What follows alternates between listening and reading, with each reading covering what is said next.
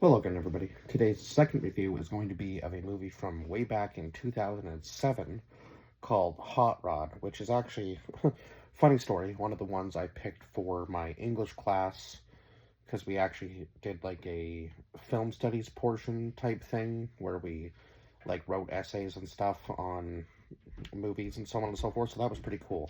Way back in high school.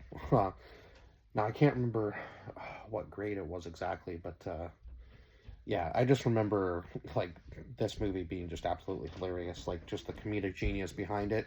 Now, obviously, some things were, you know, put in there for just there was just some randomness in there, but yeah, it was just such a good movie. Like I give it a 10 out of 10. It's like honestly one of my probably favorite comedy movies, and watch it every once in a while and just get a really good laugh out of it because you're going to laugh at parts of this that are just like the most unexpected parts to laugh at for sure, and it's just like such out there comedy and just fits for the time that it was made, and I still think it stands like the test of time. It's one of those movies that you can go back and watch even now and it's still funny. Like even if it was made today, I still think it would do good. Maybe not as good as it did in 2007, but I still think it would do fairly well in theaters if it was released today. It'd have to have the exact same cast though. There's no way they could do it with a different cast. It would not have the same outcome with a different cast. Just this cast was perfect for this movie. Like it was like handpicked to be in this movie. So yeah, a 10 out of 10 for this movie for sure. Um, yeah, I believe I did say it was for Hot Rod. That is the movie we are reviewing. If I didn't already say that, so we'll go over the cast list as always first. So Andy Samberg, who played Rod Kimball, Isla Fisher, who played Denise, Ian McShane, who played Frank Powell, Jorma Taccone, who played Kevin Powell, Bill Hader, who played Dave, Danny McBride, who played Rico, Sissy Spacek, who played Marie Powell, Will Arnett, who plays Jonathan, Chris Parnell, who played Barry Pasternak, well, and Chester Tam, who played Richardson, and then Britt Irvin, who played Kathy. So this is following Rod, um, or Rod Kimball, I guess, who is like a wannabe stuntman, kind of like amateur, I guess. He's like slowly working his way up, and of course, it's because he's trying to follow in his father's footsteps, who was also a stuntman, or at least that's what he believes, right? So he's trying to earn the respect of his stepfather, and him and his stepfather are always having these like actual, like full out, almost fist fights. You could call it essentially, right? Um, and of course, he's trying to like gain his stepfather's respect because, of course, his stepbrother Kevin, who they get along very well, but also, Kevin doesn't really understand it, I guess, because, um, oh my God, because Frank is his actual father, so I suppose he's like kind of already earned his respect. It doesn't really matter what Kevin does; he's going to love Kevin unconditionally, right? But yeah, he's not going to love Rod in the same way. So now he's trying to earn Frank's respect. But come to find out that Frank needs a heart replacement, I do believe. So he's pretty much like on the verge of dying at this point, and they need to raise 50,000 for his surgery. So of course, because Rod has never won a fight with him so far, it's absolutely hilarious. The reason that Rod is raising the money is just so that Frank can get a new heart, so that Rod can finally win a fight against him in order to gain his respect.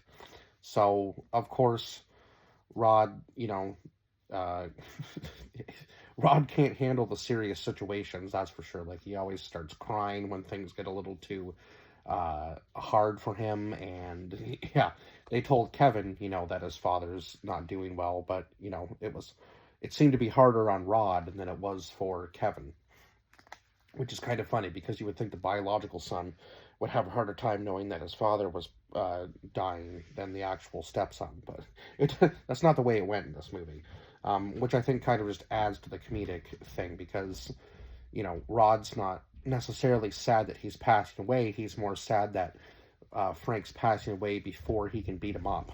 Like, it's for his own selfish reason in a way, right?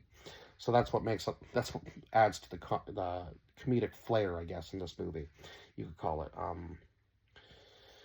But yeah, so obviously we know that Rod goes to like his quiet place, and that's the forest, and starts like getting out all of his anger, and then ends up falling down this hill. Oh my God, that was the scene that when we did this for like the film studies thing in our English class the one year, it just had me like busting a gut. I couldn't stop laughing the entire time he's falling down the hill. I think I did that here, just watching it alone at home. So yeah, just one of the funniest scenes I think I've ever seen in a comedy movie for sure. So of course, Rod then asks Denise to be part of the team because Rod does obviously have a crush on Denise. It's pretty evident right from the beginning, but he keeps screwing up what he's saying to her all the time because he's, you know, nervous around her and so on and so forth. But then when he actually does go to ask her out, he discovers that she already has a boyfriend, Jonathan. And of course, Jonathan is just not a nice guy and seems to be quite a bit older. But I guess he's got money, so of course she's just kind of like blind to the fact that, you know, he is treating her this way, and, you know, kind of saying that she's like hanging out with all these losers and so on and so forth. But she likes, you know, just being able to be herself essentially around them, right? Um, so of course Rod begins doing stunts to fund for Frank's surgery. Now he doesn't really, I guess that's because their plan of this big jump is kind of fallen through now at this point, because I do believe that he shows like his video. If I'm trying to remember correctly, I think he shows his video to the public, and they all kind of laugh at him. So he tries to find this other way in order to raise the money, right? And Kevin was the one that makes the videos for him, but eventually the videos end up taking off online, which is kind of crazy.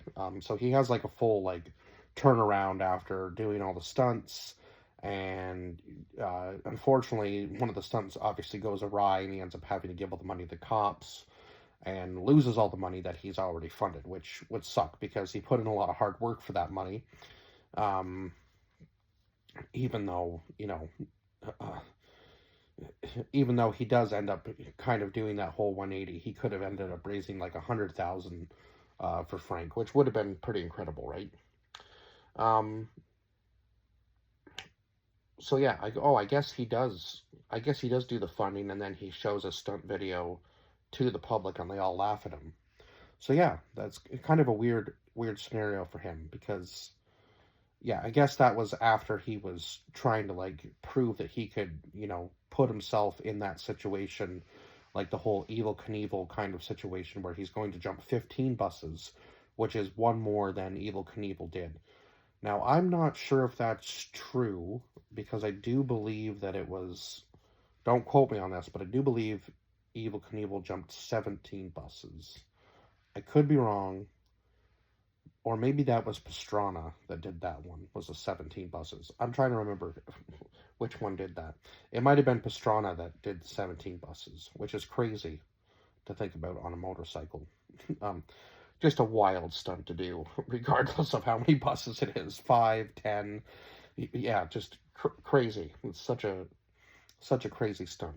Um, but anyhow, so yeah, he's trying to break Evel Knievel's record, and, you know, prove that he can become like a top of the line stuntman. Now, of course, he does end up finding out that his real father wasn't a stuntman at all, and was actually just like a store owner, and ended up dying from actually choking on a piece of pie.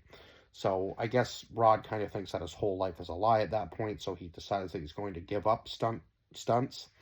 And of course, his friends try to convince him otherwise, right? Because, you know, they're in his corner. They want to see him do well, and obviously raise the money for Frank at this point, right? Uh, so yeah, eventually like I said, he loses all the money, finds out his father wasn't actually a stuntman.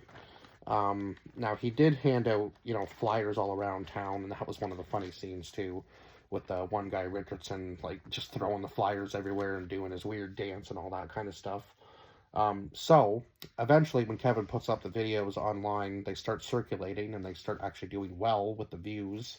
And eventually, an AM radio station decides to fund the bus jump after seeing the online stunt videos that Kevin has posted. So, kind of ironic that, they can't actually see the jump live in video, but they can hear it on an AM radio station, which in 2007, I think AM radio was probably pretty much dead anyway, which is kind of the joke there, right? Because um, nobody would even be watching or listening to that. I don't think it would be like the one local town would be listening, right? Sort of thing. So it's kind of funny to see that. So, of course, on their way to the jump, of course, Jonathan has, lied to Denise about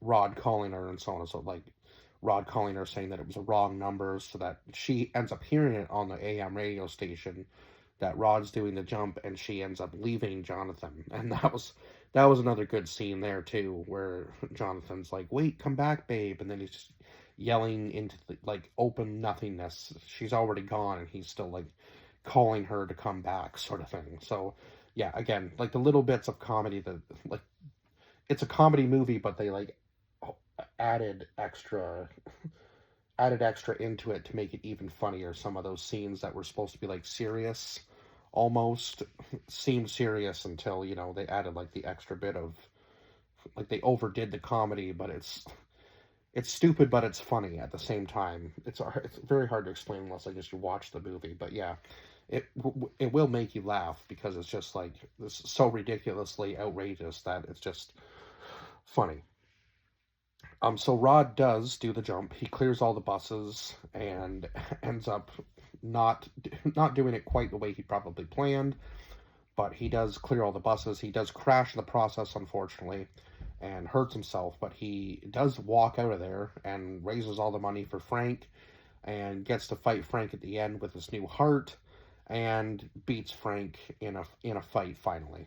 So he got everything he wanted, and I guess he gets the girl at the end of the movie, so it's kind of like almost like a romantic comedy mixed in with just an outrageous comedy movie. So yeah, if you haven't ever seen this movie, I highly recommend going to watch it. If you're a comedy movie fan, this one has to be on your list. Like, if you haven't ever seen it before, definitely go back and watch it. It is on Apple TV right now, and I know you can get, I just have Apple TV alone on its own, but I know you can subscribe to Apple TV through Prime as well. So yeah, any way you can watch this movie, get your hands on this movie, yeah.